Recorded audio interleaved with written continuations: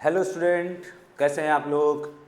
आज हम लोग टॉपिक पढ़ने जा रहे हैं प्रेशर। देखिए, वेपर प्रेशर ना एक बहुत ही ज़रूरी टॉपिक है इस पर्टिकुलर चैप्टर के लिए, लिक्विड सोल्यूशन में। क्योंकि जितनी भी क्वालिटेटिव प्रॉपर्टीज़ है ना, मतलब जो चार क्वालिटेटिव प्रॉपर्टीज़ आप पढ़ते हो, relative lowering vapour pressure, elevation in boiling point, osmotic pressure या डिप्रेशन इन फ्रीजिंग पॉइंट, ये सब कहीं ना वेपर प्रेशर से रिलेटेड है। तो अगर आप इस पर्टिकुलर टॉपिक को अच्छे से समझ लेते हो ना, तो बाकी टॉपिक ज़्यादा प्रॉब्लम आपको नहीं आएगी। अब वेपर प्रेशर की अगर आप बात कर रहे हो तो उसमें वेपर वर्ड यूज किया गया है। अब है क्या, पहला ही क्वेश्चन दिमाग में आता है कि वेपर और गैस क्या दोनों एक हैं या अलग अलग है। तो अब इस बात को समझ लीजिए कि वेपर और गैस एक ही चीज़ है। आप कैसे तो फिर वेपर क्यों बोलते हैं, गैस क्यों नहीं बोलते। देखो, एक्चुअली में क्या है कि जो भी स्टेट हमने डिफाइन कर रखी है नेचर में, जो भी स्टेट में डिफाइन कर रखी है, वो हमने डिफाइन कर रखी है रूम टेम्परेचर पर। जैसे कोई चीज़ हमें सॉलिड दिख रहा है तो रूम टेम्परेचर पे जो सॉलिड दिख रहा है उसको हम सॉलिड बोलते हैं।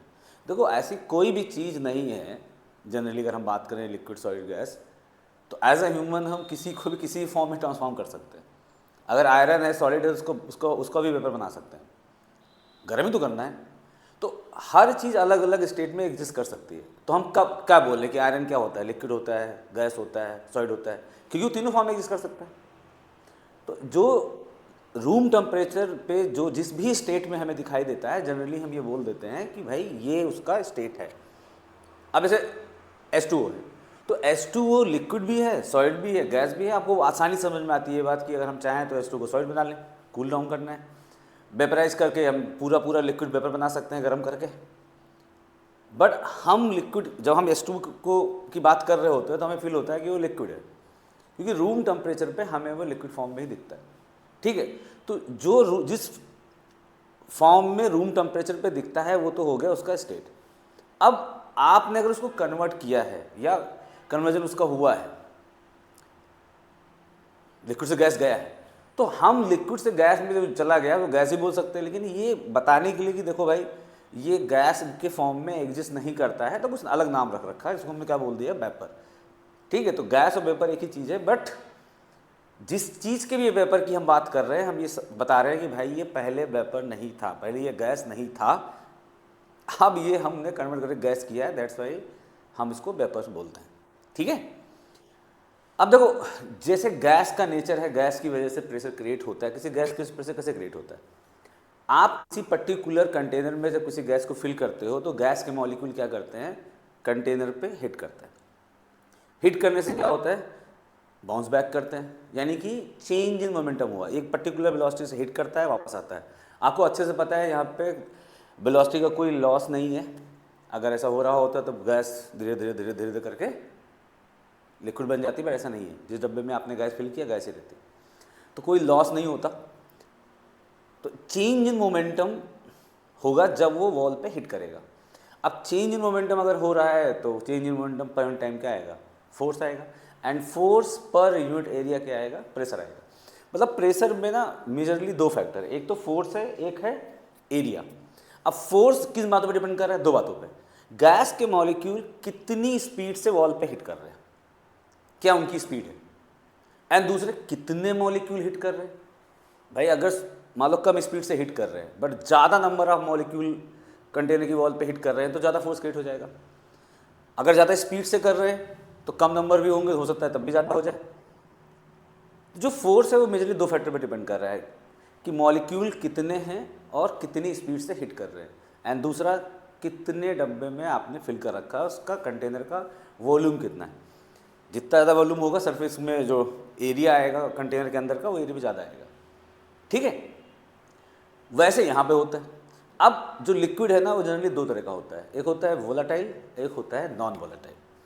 वोलाटाइल लिक्विड हम उसको बोलते हैं जो आसानी से वेपराइज होता रहता है, या कैसे तो वेपराइज होता रहता है, जैसे पेट्रोल हो गया, वाटर हो गया, डीजल हो गया।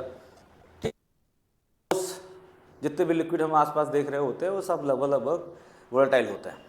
कम ज़्यादा हो सकता है, कोई ज़्यादा है कोई कम। अब देखो है क्या, जब भी कोई वोलेटाइल लिक्विड आप लोगे तो ऑब्वियस सी बात हो वेपराइज करेगा, उसके मॉलिक्यूल जो होंगे वो गैस फॉर्म में जाएंगे।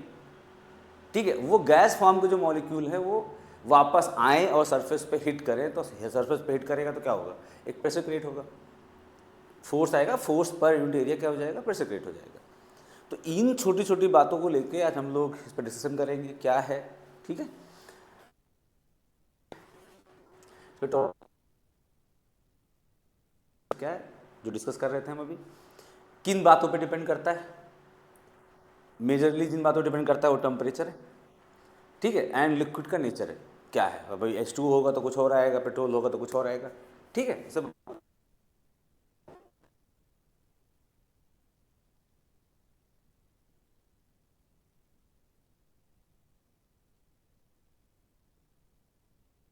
अब देखो कैसे, मान लीजिए ये हमने, ये जो हमने लिख रखा है सबका सब क्या है, लिक्विड, ठीक है। इसकी अंडरस्टैंडिंग के लिए ये डायग्राम आपको अपने दिमाग में रखना है, कुछ नहीं। अब देखो जिस भी टेम्परेचर पे रखा होगा इसमें के जो लिक्विड मॉलिक्यूल्स होंगे वो धीरे धीरे कहाँ जाएंगे, गैस फॉर्म में जाएंगे, वेपर फॉर्म में जाएंगे। अब देखो जब आपने इसको शुरू किया होगा, जब भी आपने इसको शुरू किया होगा तो इसके जो मॉलिक्यूल हैं वो मान लीजिए गैस फॉर्म में ऊपर जा रहे हैं। वेपर प्रेशर समझने के लिए थोड़ी देर के लिए हम क्या करते हैं, हम कहते हैं कि इसको चलो कवर कर दो। अब एकदम ध्यान से सुनना मेरी बात, यहां से स्टार्ट में अगर हम बात करें तो यहाँ के लिक्विड मॉलिक्यूल जो गैस फॉर्म में गए होंगे ऊपर जाएंगे, ऊपर जाएंगे। अब चूंकि वो गैस है, जब गैस बन गया तो रैंडम मोशन करेगा पूरे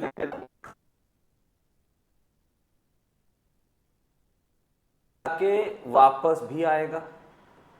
अगर मान लीजिए वापस आ रहा है तो वापस,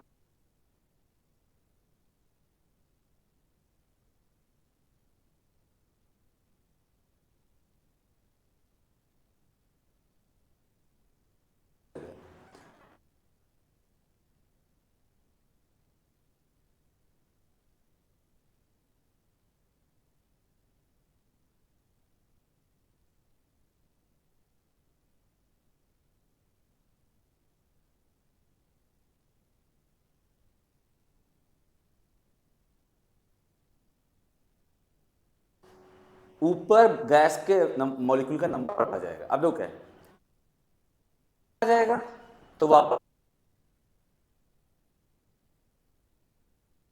सरफेस एरिया आपको पता है कि वेपराइज फेनोमेना, सरफेस से ही H2O मॉलिक्यूल ऊपर जा रहे होंगे, जो भी आपने ले रखा होगा उसके मॉलिक्यूल ऊपर जा रहे होंगे, ठीक है, सरफेस फेनोमेना होता है। ऊपर गए,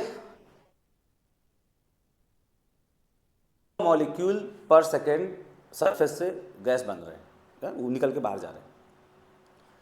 अब कोई जरूरी तो है नहीं कि स्टार्टिंग में 100 के 100 वापस आ जाए, थोड़ी देर में 10 आए। अब देखो कंटिन्यूसली क्या हो रहा है कि अभी 90 बज गए, ऊपर 90 है ऊपर, मान लेते हैं आप 15 आ गया वापस, तो ऐसे धीरे धीरे धीरे धीरे अगर हम बात करें तो कंटिन्यू समझ में आएगा कि टाइम ऐसा आएगा,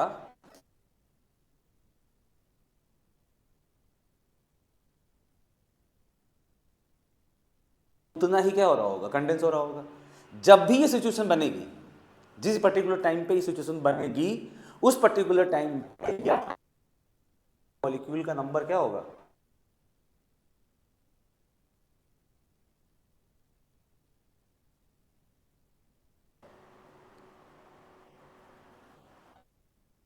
कांस्टेंट कभी नहीं आएगा,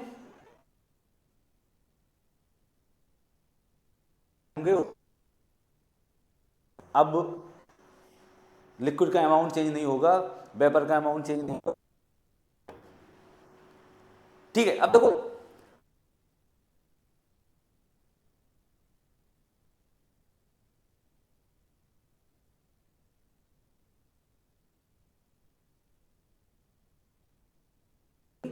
आ रहे थे, ऊपर नंबर ऑफ गैस के मॉलिक्यूल का फिक्स हो गया तो फोर्स फिक्स हो गया।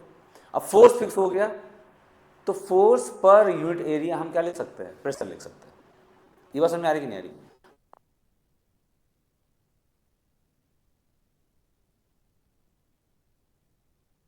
टू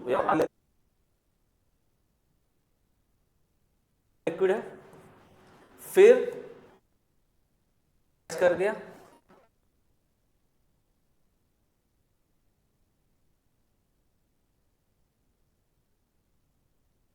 H2O वेपर या गैस बन रहा है, लिक्विड से गैस बन रहा है, तो ना ये इक्विलिब्रियम स्टेबल होता है, कभी इक्विलिब्रियम स्टेबल हो जाए। हम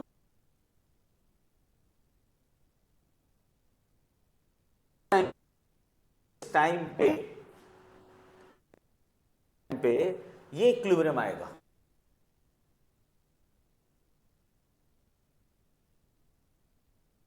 लिखते हो क्या कहते हो आप? The maximum pressure exerted by its vapour on the surface of liquid when condensation and vaporisation are. उसके अलावा तुम कहीं पर भी लिखोगे ना तो वो वैल्यू जो होगी वो मतलब जो होना चाहिए वो नहीं होगी। जो मैक्सिमम प्रेशर क्रिएट होगा वो कब होगा? जब ये इक्विलिब्रियम आएगा। ठीक है, तो जनरल आपको ध्यान रखना। अब देखो यहाँ पे आप कुछ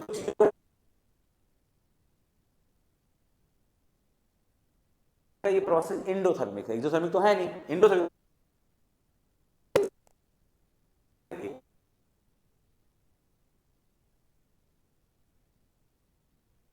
होगा।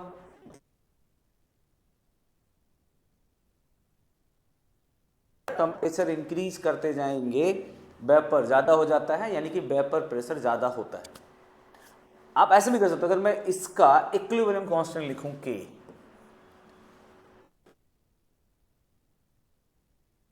आएगा पार्शियल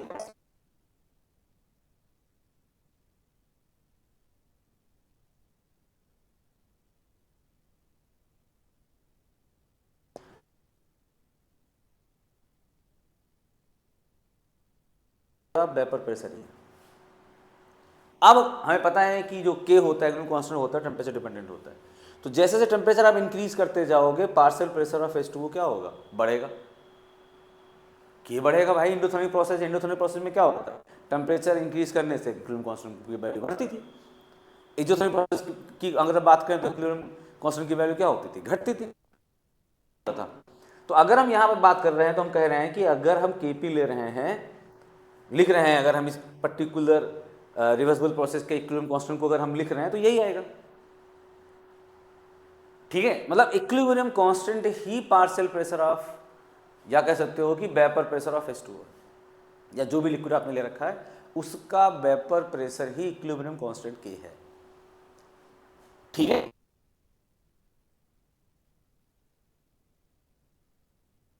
तो ये आप कह सकते हो कि सर ढक दिया, हटा देंगे तो क्या नहीं आएगा। देखो ये सिर्फ समझाने के लिए लिखा गया है कि देखो ऐसे डिफाइन किया गया है, जब भी आप ऐसे करोगे यही आएगा। ठीक है, अगर आप इसको कवर नहीं करोगे तो ये प्रोसेस ही नहीं बनेगा, प्रोसेस नहीं बनेगा तो चला जाएगा ऊपर की तरफ, चला जाएगा सारा सारा गैस बन गया, उड़ जाएगा, डब्बे में क्यों रहेगा? बात समझ आ रही कि नहीं? तो ये सिर्फ समझाने के लिए ये बात लिखी गई है। थोड़ा सा इसका एक एनिमेशन देखते हैं, वीडियो देखते हैं, उसमें आएगा। गुड है।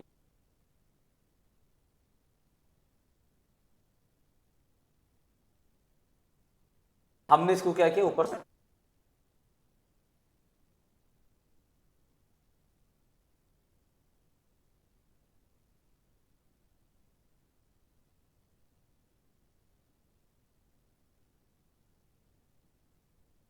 कुछ नीचे भी आ रहे, एक पर्टिकुलर कंडीशन पे यहाँ पे इक्विलिब्रियम स्टेबल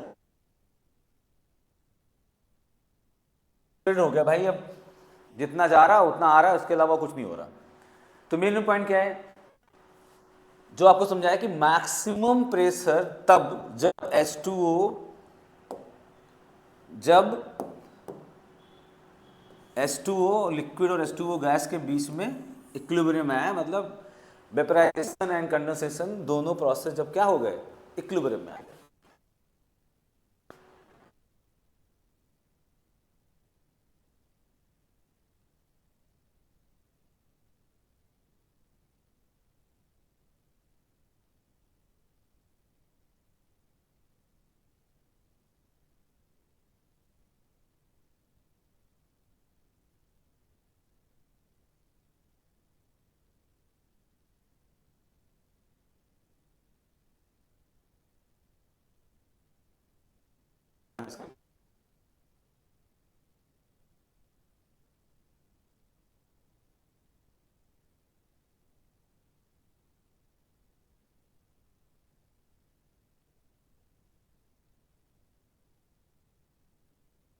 वेपर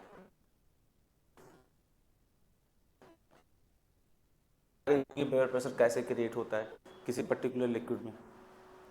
ठीक है, अब देखो समझा ना कि टेम्परेचर पे डिपेंड करता है और किन बातों पे डिपेंड करता है। हम कहेंगे क्या फैक्टर्स हैं जिस पे वेपर प्रेशर डिपेंड करता है और क्या फैक्टर्स हैं जिस पे वेपर प्रेशर डिपेंड नहीं करता। तो अगर हम बात करें यहाँ पे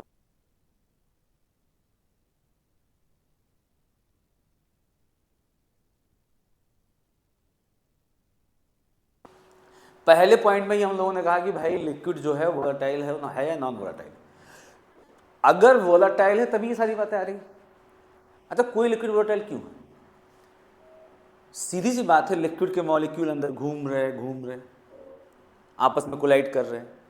20 का जो लिक्विड का मॉलिक्यूल होगा उसके चारों तरफ फोर्स, नेट फोर्स 0 है। बट जो सरफेस के मॉलिक्यूल हैं उसके ऊपर तो है नहीं कुछ, जो कुछ भी नीचे है। तो नीचे वाले मॉलिक्यूल जब उसको हिट करते हैं तो अपनी एनर्जी उसको दे देते हैं, जिससे वो वेपर फॉर्म में चला जाता है, यानी गैस बन जाता है। एक्स्ट्रा एनर्जी होने की वजह से वो सरफेस पे छोड़ देता है, चला जाता है बाहर। इसीलिए वेपराइजेशन आपको पता है कि सरफेस फिनोमेना है। ठीक है, एक्शन ज्यादा है किसी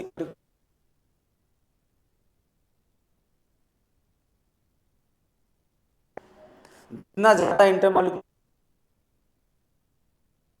है उसको निकल के जाना, यानी कि ये तो मैटर करेगा ना कि कौन सा लिक्विड है। इंटरमॉलिक्यूलर फोर्स ऑफ अट्रैक्शन ज्यादा है कम है। फॉर एग्जांपल से H2O है और पेट्रोल है। मॉलिक्यूलर फोर्स ऑफ अट्रैक्शन है वो कौन सा है? Van der Waals force of attraction है। H2O की अगर आप बात करो तो आपको पता है कि एक strong intermolecular force of attraction है। H2O को एक्चुअली में क्या होना चाहिए था? गैस होना चाहिए था। अब आप सोचो कि वो गैस होता ना तो कुछ नहीं होता, कुछ भी नहीं होता। जो लाइफ की हम बात कर रहे हैं वो होती ही नहीं, बट वो लिक्विड है। क्यों है? क्योंकि उसके अंदर इंटरमॉलिक्यूलर फोर्स ऑफ अट्रैक्शन ज़्यादा है। और एक जो आप कह सकते हो कि वो पोलर मॉलिक्यूल है तो dipole dipole intermolecular force of attraction उसके अंदर है, बट वो इतना ज़्यादा डोमिनेटिंग है, हाइड्रोजन बॉन्डिंग। दैट्स वाई अब इतना स्ट्रॉन्ग फोर्स उसके अंदर लगा रखा है आपने। तो वह पेट्रोल की अगर बात करो तो बहुत आसानी से करता है। आप ऐसे ही खोल कर तो आपको इसमें आने लगेगी कि कहाँ उड़ रहा है पेट्रोल। बात समझ में आ रही कि नहीं आ रही? तो अगर हम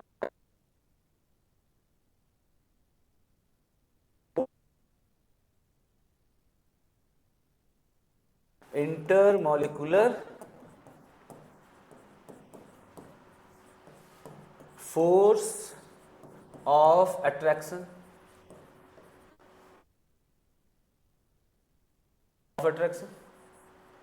ठीक है। अब देखो क्या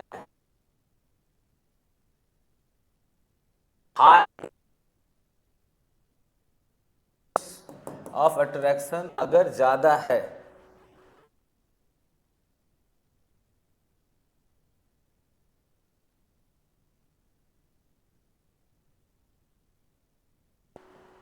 लोअर द प्रेशर या lower the intermolecular force of attraction higher the vapour pressure. तो आपको समझ में आ गया होगा कि इंटरमॉलिक्यूलर फोर्स ऑफ अट्रैक्शन पे डिपेंड करेगा। दूसरा चीज, दूसरा फैक्टर टेम्परेचर। अब देखो टेम्परेचर को ना आप कई तरह से समझ सकते हो। तो जैसे जैसे आप इसको हीट करते जाएंगे, जैसे जैसे आप इसको हीट करते जाएंगे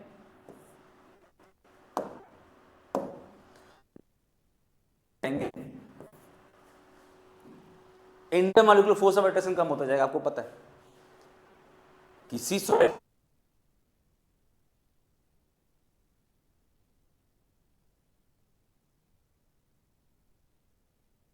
अट्रैक्शन और कम होगी। जैसे जैसे मॉलिक्यूल की एनर्जी बढ़ती जाती है इंटर मॉलिक्यूलर फोर्स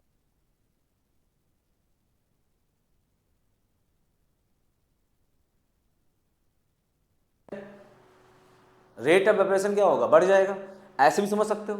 दूसरा आपको पता है कि वेपराइजेशन वाला प्रोसेस इंडोथर्मिक है। हीट दोगे तो वेपराइज करेगा। तो जितना ज़्यादा हीट देते जाओगे वो वेपर क्या होगा, उतना ज़्यादा बनेगा। अब जितना ज़्यादा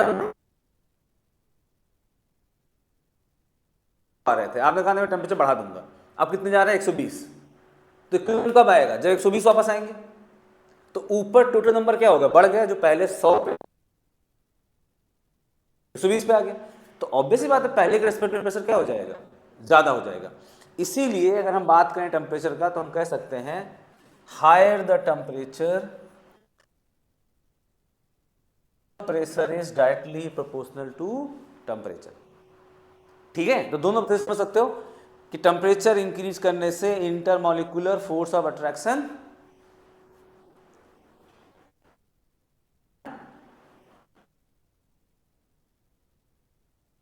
तो वेपराइजेशन ज्यादा होगा, वेपराइजेशन ज्यादा होगा तो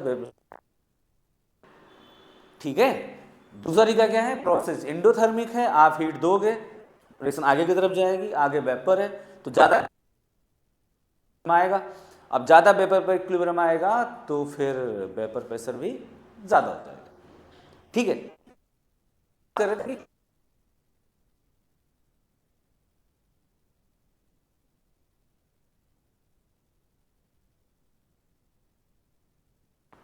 पहले इस बात को समझ लेते हैं।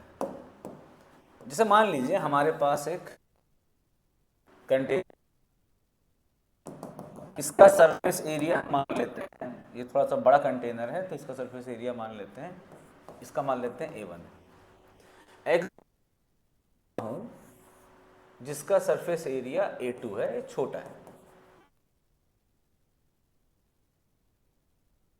सेम है,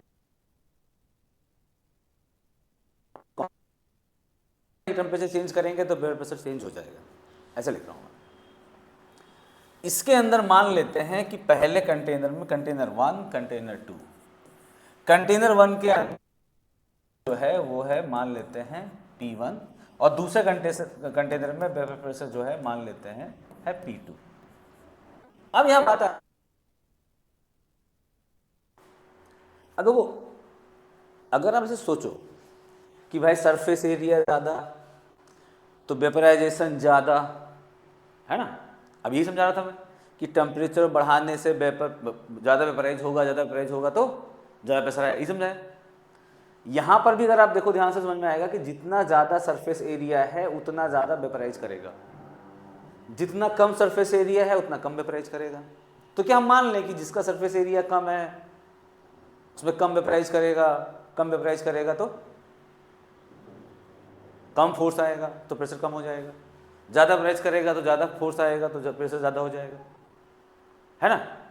ऐसा सोच लें या ऐसा सोचें कि वेपर प्रेशर तो फोर्स बाय एरिया होता है, एरिया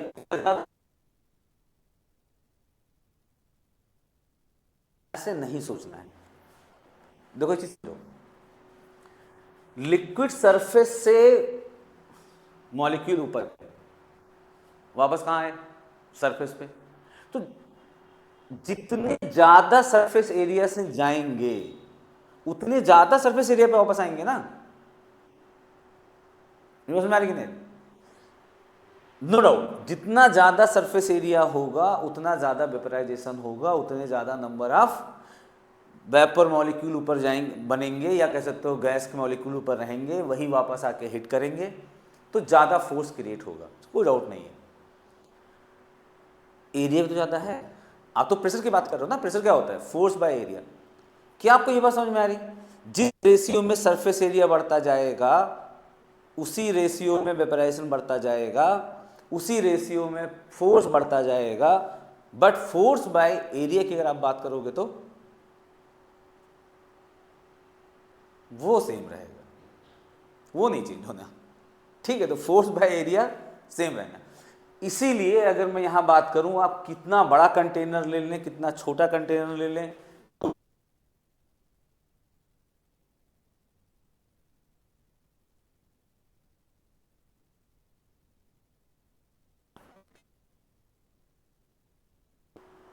सरफेस एरिया पे डिपेंड नहीं करेगा।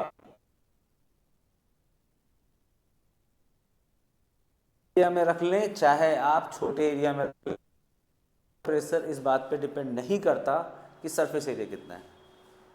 अब इसी बात को ना कहने के लिए ऐसे भी कर सकते हो कि फिर तो इस बात पे भी नहीं डिपेंड करेगा कि कैसा, किस जगह पे तुमने रखा है या कितना अमाउंट लिया है।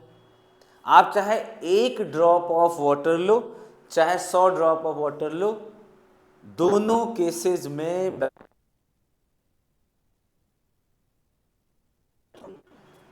वो इस बात पे डिपेंड नहीं करता कि कितना अमाउंट तुमने लिया है। कहने मतलब ना तो सरफेस एरिया पे डिपेंड करता है, ना तो अमाउंट पे डिपेंड करता है।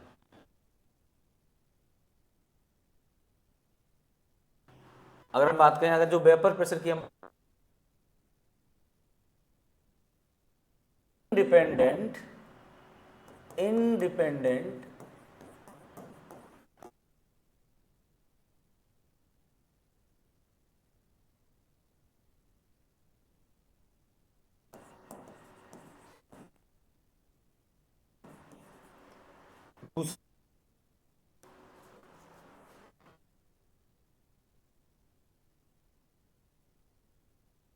आपने लिया है इस पर डिपेंड नहीं करता, कम लिया है या ज्यादा लिया है। और है आप इंटेंसिव प्रॉपर्टी, मतलब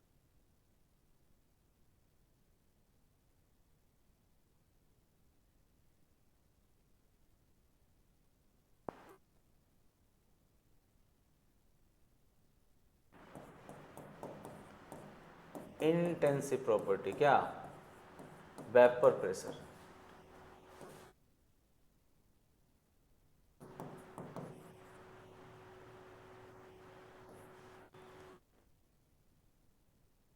पे डिपेंड कर रहा है, ना तो सेप पे डिपेंड कर रहा है, चेंज करो चेंज हो जाएगा। और इंटरमॉलिक्यूलर फोर्स ऑफ अट्रैक्शन पे कर रहा है कि क्या लिया था। ठीक है, क्या लिक्विड आपने लिया था। आई होप कि तुम्हें ये बातें समझ में आई होंगी। वेपराइजेशन, वेपराइजेशन होगा, कंडेंसेशन होगा। जब इक्विलिब्रियम आएगा, उस इक्विलिब्रियम पे जो pressure is the vapour pressure of that liquid. बात समझ में आई। और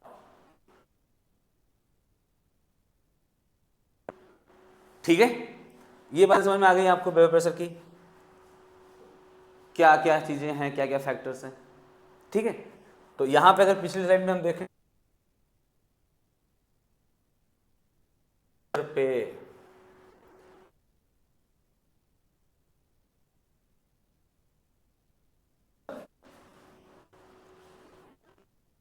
दोनों इक्विलिब्रियम में हो, यहां पर भी आपने एनिमेशन में भी देखा आपने कि ये जो आपको समझ में आ रहा होगा कि H2O मॉलिक्यूल ऊपर आ रहे और H2O मॉलिक्यूल धीरे धीरे क्या कर रहे हैं।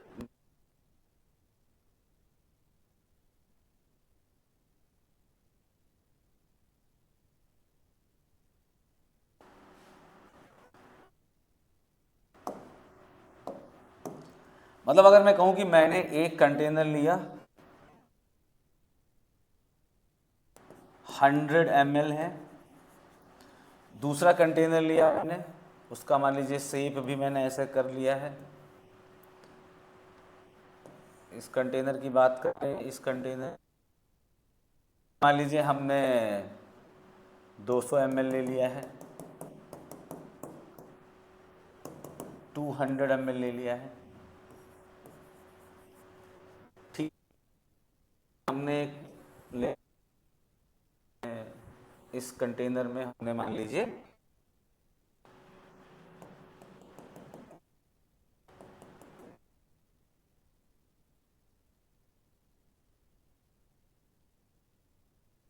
हम मान लेते हैं P1 है, मान लेते हैं P2 है, इसके अंदर हम मान लेते हैं पे अगर ये तीनों चीज़ें रखी हुई हैं तो वेपर प्रेशर का ऑर्डर क्या है। ठीक है, वेपर प्रेशर का ऑर्डर क्या है, तो वेपर प्रेशर का ऑर्डर कोई ऑर्डर ना है, सब बराबर है। ठीक है, मतलब इस केस में अगर हम बात करें तो क्या जाए,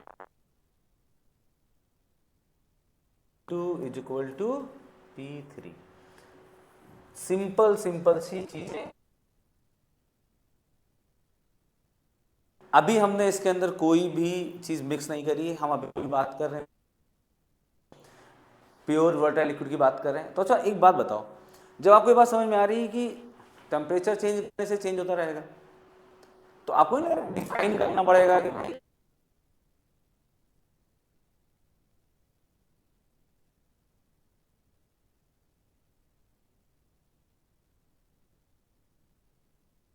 टेम्परेचर की टेम्परेचर पे बात चले तो टेम्परेचर चेंज होगा तो चेंज जाएगा। इसीलिए हम जनरली टेम्परेचर की बात कर रहे होते हैं तो 25 डिग्री सेल्सियस पे बात कर रहे होते हैं। हम उसको प्रेशर